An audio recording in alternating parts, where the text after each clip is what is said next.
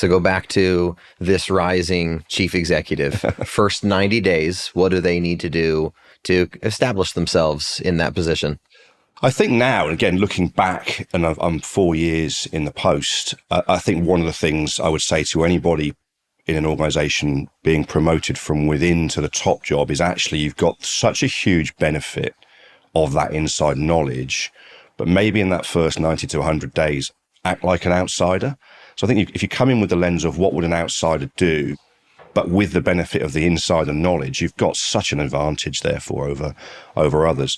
Why do I say that? I think there's a danger when you're a candidate promoted from within that you don't want to change too much. You know, you've come through the system.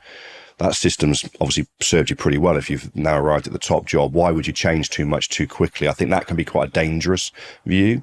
You know, how do you interpret what you know about the organization into a place where actually I think I know what needs to be changed to take us to the next level of success? You know, so it's combining that outsider view and the inside knowledge, I think. I love that advice. So just being in the people business, I tend to study those transitions, and more often than not, when an organization is doing very well, it's prudent to strongly consider an internal promotion. It's often the better decision, not always, but often.